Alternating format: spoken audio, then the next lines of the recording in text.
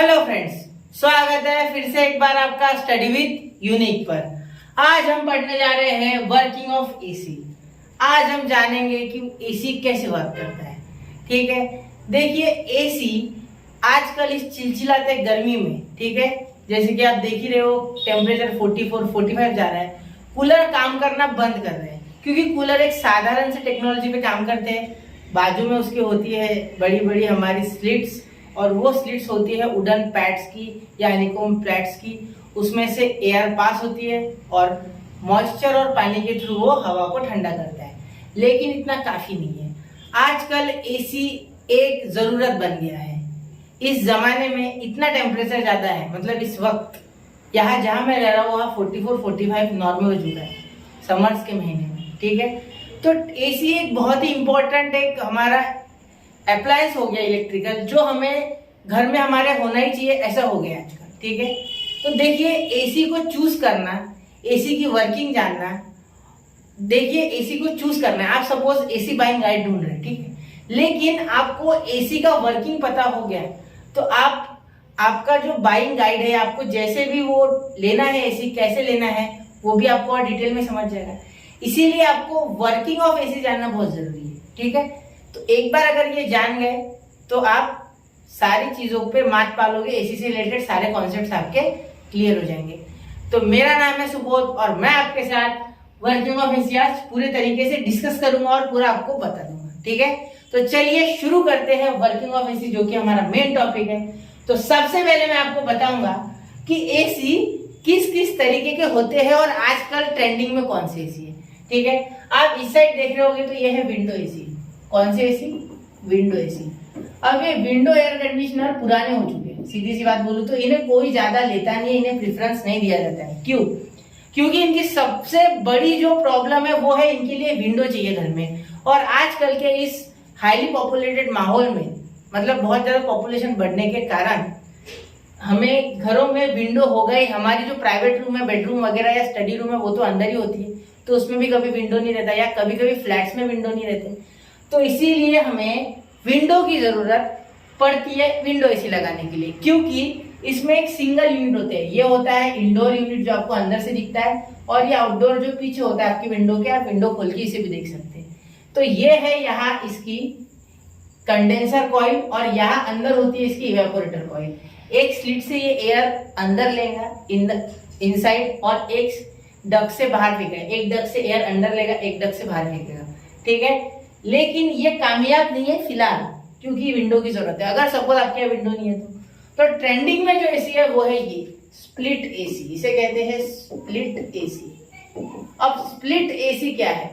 Split या AC यानी indoor unit, ये स्पेशल इंडोर यूनिट, और स्पेशल आउटडोर यूनिट, ये आउटडोर यूनिट है। ठीक है, अब आउटडोर यूनिट में होती है कंडेंसर कॉइल होती है, और इंडोर यूनिट में इवेपोरेटर कॉइल होती है, और साथ ही में इसमें एक्सपांशन वाल्व भी होता है आजकल। ठीक है, तो चलिए बताता हूँ आपको इनका वर्किंग और इनका फंक्शनिंग कैसा है। ठीक है, तो दोनों में प्रिंसिपल सेम यूज होता है, सिर्फ इसमें ये एसी थोड़ा ऐसे वेटेड होगा और ऐसे थोड़ा बड़ा होगा ऐसे साइज में। ठीक है, इसकी थोड़ी विड्थ ज्यादा होगी और ब्रेड भी ज्यादा होगी, ऐसे लंबा होगा, ऐसे डब्बे की तरह होगा एक। ठीक है, तो ये कार्टन बोलते हो ना, कार्टन की तरह होगा। तो वो कार्टन जो है ये कार्टन की तरह होगा, तो इसमें पीछे के साइड में जो है वो आपको कंडेंसर कॉइल्स मिलेगी, जो पीछे के साइड से हवा बाहर फेंक देगी गर्म, और ये अंदर ठंडी चिलचिलाती हवा देंगे। ठीक है, इसमें इफिशियंसी का भी प्रॉब्लम होता है, कोएफिशिएंट ऑफ परफॉर्मेंस इसका कम होता है, क्योंकि इसके इतना पास होने के कारण ये कॉइल की गर्मी कहीं ना कहीं उधर जाती है, उधर ट्रांसफर होती है। बीच में इंसुलेटिंग मटेरियल होता है, कंपनी क्लेम भी करती है, लेकिन फिर भी सोचो आप इतना पास है तो कुछ ना कुछ इफेक्ट करता है। ठीक है, मैं ज्यादा नहीं बोल रहा, कुछ ना कुछ। इसके कंपेरिजन में वही इस एसी में इस तरीके की पाइपिंग लगी होती है, जो मैंने अभी यहाँ देख रहे हो, इस तरीके की पाइपिंग या कॉपर पाइप का यूज किया जाता है। कौन सी? Copper pipes. ठीक है, कॉपर पाइप्स का यूज किया जाता है, और कॉपर पाइप्स के थ्रू इसके और इसके कनेक्शन को जोड़ा जाता है। ठीक है, अब कौन कौन सी चीजें यूज होती है ये आपको बता देता हूँ। ठीक है, अब सबसे पहले आप अगर ये फिगर देख पा रहे हो तो ये आपको जो दिख रही है ये पूरी पाइपिंग है। ठीक है, समझ गए? अब देखो यहाँ इसमें सबसे पहली चीज जो हमें ठंडी हवा देने की काम करती है वो है ब्लोअर। ठीक है, ब्लोअर यहाँ इंडोर एसी की बात कर रहा हूं मैं, इंडोर यूनिट में लगी होती है, इसमें तो आगे होती है ब्लोअर, ठीक है। तो ये ब्लोअर क्या करता है, ऊपर से हवा जो आ रही है आपके रूम की, ठीक है, एक्चुअली एसी आपके रूम को एक फ्रिज की तरह ट्रीट करता है, रेफ्रिजरेटर की तरह ट्रीट करता है, ठीक है। तो आपको क्या करना चाहिए, आपके रूम को सबसे पहले तो सील कर लेना चाहिए चारों तरफ से। अगर कोई एयर लीकेज है, बड़ी विंडो या बड़ा आपके डोर में छेद वगैरह, तो उसको पहले भर लो, क्योंकि एयर जो है अंदर की वो बाहर जाएगी वरना, ठीक है। और एयर लीकेज के कारण एसी को ज्यादा काम करना पड़ेगा, इसीलिए आपकी एयर सील रूम रही। एयर सील रूम यानी जिससे ज्यादा हवा बाहर नहीं जा रही। 100% नहीं हो सकती है, मैं जानता हूं, लेकिन 10 से 15% आपको एयर सीलिंग कम रखनी पड़ेगी। मतलब 80% आपको एयर सीलिंग करनी है, एटलीस्ट 80%। 10 से 15 चल जाएगा, लेकिन 80% आपको एयर सीलिंग जरूरी है अगर एसी लगाना है तो, ठीक है। तो चलिए शुरू करते हैं हमारे मेन टॉपिक पे। ये डक्ट्स है, ठीक है, इसके पीछे आप इवापोरेटर कॉइल देख रहे हो। तो ये इवापोरेटर कॉइल में रेफ्रिजरेंट फ्लो होता है। क्या फ्लो होता है? रेफ्रिजरेंट। पूरे सिस्टम की जान है रेफ्रिजरेंट। अब आजकल के एसी में आप सुनोगे R32। क्यों R32 इस्तेमाल करते हैं? क्योंकि इसका GWP, क्या GWP, ग्लोबल वार्मिंग पोटेंशियल, वो कम है, ठीक है। और साथ ही में इसका COP यानी कोएफिशिएंट ऑफ परफॉर्मेंस, और इसका कोएफिशिएंट ऑफ परफॉर्मेंस और इसकी इफिशिएंसी भी हाई है। इस रेफ्रिजरेंट की इफिशिएंसी हाई है। ये रेफ्रिजरेंट यानी एक तरीके का फ्लूइड होता है जिसका जो बॉइलिंग पॉइंट होता है वो माइनस में होता है, -51 के भी नीचे, ठीक है। तो क्या होता है, सबसे पहले इवापोरेटिंग कॉइल में ये कॉम्प्रेसर जो होता है, ये कॉम्प्रेसर एक पंप की तरह पूरा रेफ्रिजरेंट इस सर्किट में, मतलब ये जो पूरा पाइपिंग है इसमें पंप करता है, ठीक है।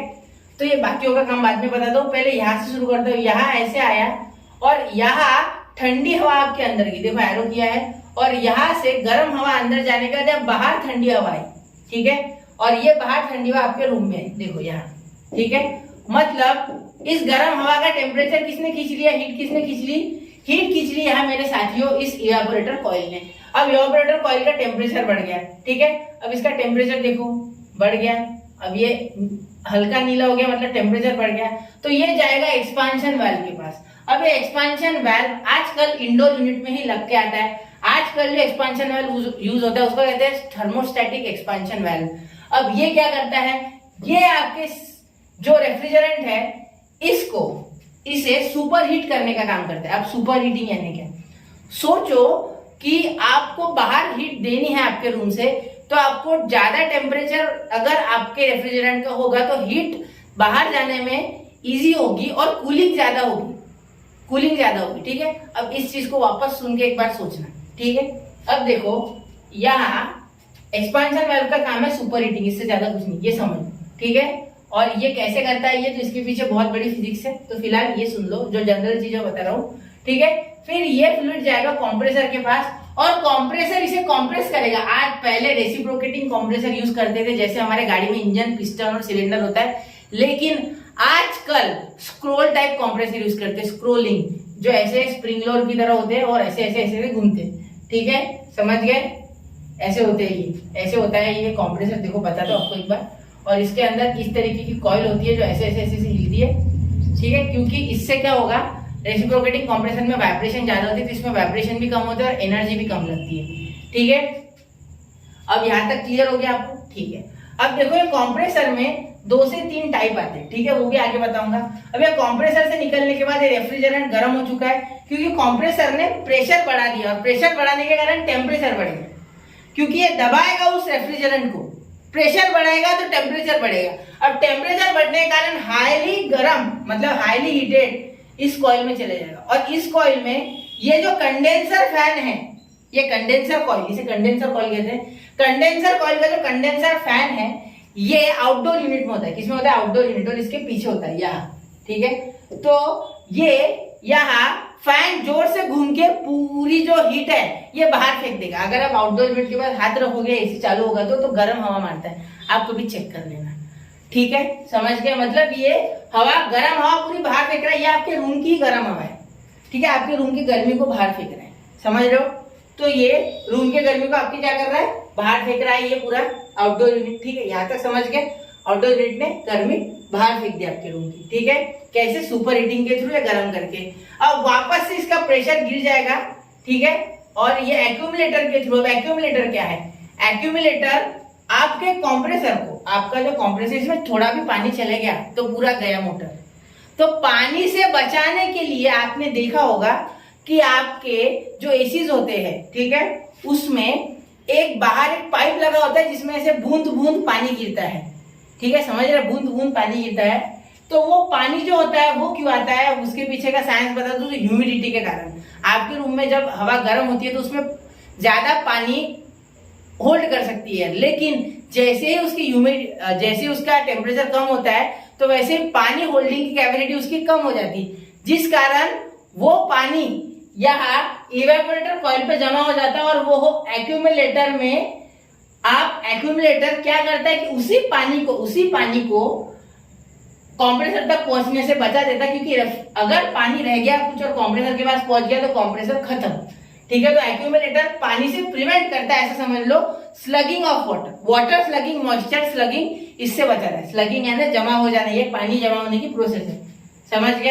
अब देखो आगे, तो यहां से ये रेफ्रिजरेंट यहाँ गया, ठीक है, और यहाँ वापस से एक्सपांशन वाल्व के पास गया, एक्सपांशन वाल्व ने वापस से प्रेशर घटा के इसे अंदर भेजा, और अंदर ये जो ठंडा रेफ्रिजरेंट गया इसने वापस से ये प्रोसेस चालू किया, आपके रूम की हीट रेफ्रिजरेंट ने खींच ली, वापस से यहाँ गया, सुपर हीट किया, यहाँ आया, वापस से प्रेशर बढ़ा के इसको और गर्म किया, ये यहाँ गया बाहर।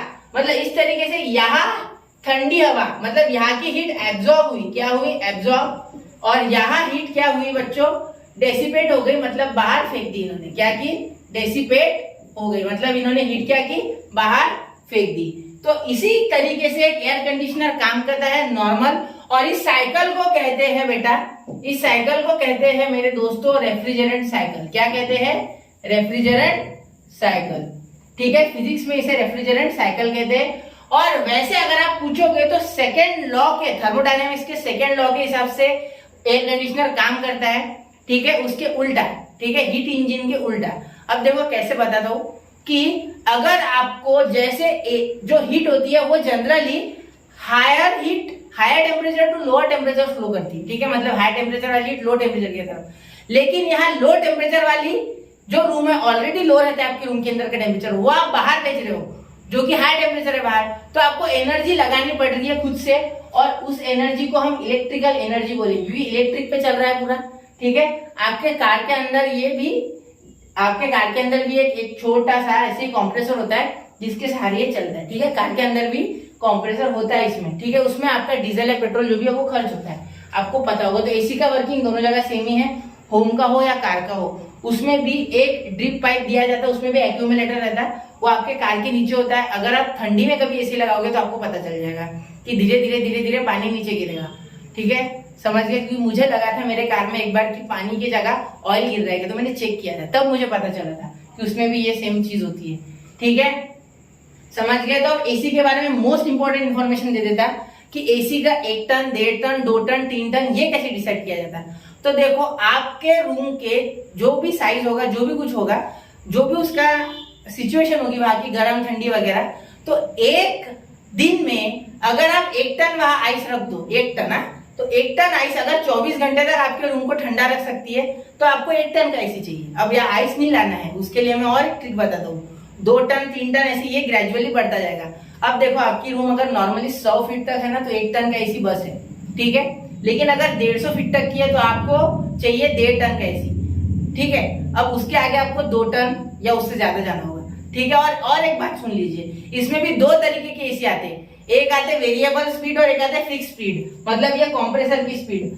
जो वेरिएबल होते हैं उन्हें इन्वर्टर कहते हैं, और जो नॉर्मल होते हैं वो नॉर्मली होते हैं। तो नॉर्मल लेना तब लेना नॉर्मल जब आपके यहाँ लाइट वगैरह जाती है, क्योंकि नॉर्मल एसी का क्या होता है, नॉर्मल कंप्रेसर में क्या होता है कि एक बार आपकी रूम ठंडी हो गई लेकिन उसमें कोई सेंसर नहीं होता और कंप्रेसर की स्पीड कम नहीं होती, वो उसी स्पीड से काम करता है, जिस कारण वो बिजली उतनी खाते रहता है। लेकिन इन्वर्टर में क्या होता है, एक बार आपकी रूम ठंडी हो गई कि ऑटोमेटिकली अपनी स्पीड कम करता है और बिजली की खपत कम हो जाती है, जिस कारण आपका एनर्जी सेविंग होता है। लेकिन स्टार्टिंग में इन्वर्टर एसी की कॉस्ट 3 से 4,000 ज्यादा पड़ती है, ठीक है, इसीलिए। और स्टेबलाइजर जरूर लगा लेना एसी लगाओगे तब, ठीक है, चाहे कंपनी बताए कि स्टेबलाइजर नहीं चाहिए फिर भी लगाओ, ठीक है, क्योंकि स्टेबलाइजर लगाने से आपका एसी बच जाएगा, ठीक है। उसमें पीसीबी वगैरह अगर होगी इन्वर्टर के साथ तो जरूर लगाना, चाहे आप कंप्रेसर जो आपका नॉर्मल है फिक्स स्पीड वाला उसके साथ लगाओ मत लगाओ, लेकिन इन्वर्टर के साथ जरूर लगाना, ठीक है। और साथ ही में एक चीज याद रखना कि एसी लेते समय ये जरूर ध्यान रख लेना कि आपके यहाँ डायरेक्ट सनलाइट पड़ती है आपके रूम में या नहीं। अगर डायरेक्ट सनलाइट पड़ती है तो आधा टन ज्यादा का एसी ले लेना। अगर 1 टन का चाहिए तो 1.5 टन का लो, 1.5 टन का चाहिए तो 2 टन का लो। पर्सनल एक्सपीरियंस से बोल रहा हूँ कि आपको गर्मी होगी, वरना सीधी सी बात है कूलिंग उस तरीके की नहीं मिलेगी। एक बार देखो, अगर आप एसी खरीद रहे हो ना तो उसे ठंडा करने के हिसाब से लो, बिल बचाने के हिसाब से नहीं। अगर आप सोच रहे हो कि बिल बचाने के लिए मुझे इन्वर्टर एसी लेना है, ठीक है, तो उस हिसाब से मैं आपको एक रिकमेंडेशन करूंगा कि आप स्प्लिट एसी की तरफ जाइए। और स्प्लिट एसी में इन्वर्टर पे मत जाओ अगर आपके यहाँ लाइट ज्यादा जाती है, क्योंकि लाइट जाने से आपका इन्वर्टर एसी ने जो कूलिंग दी है वो जल्दी निकल जाएगी, लेकिन जो आपका नॉर्मल एसी है उसकी कूलिंग जल्दी नहीं जाएगी। वो कूल बहुत करने के बाद भी कूल करते ही रहता है, बहुत तेजी से कूल करता है, ठीक है, इन्वर्टर एसी से। तो चलिए मिलते हैं अगले वीडियो में ऐसे इंफॉर्मेशन के साथ। आपकी बाइंग गाइड भी मैंने दे दी, वर्किंग ऑफ एसी भी दे दिया, सारी चीजें दे दी, कोई चीज छोड़ी नहीं मैंने। तो चलिए मिलते हैं अगले हमारे वीडियो के साथ। ऐसे ही नॉर्मल टॉपिक, जनरल टॉपिक्स लाते रहेंगे। तब तक के लिए जय हिंद, जय भारत।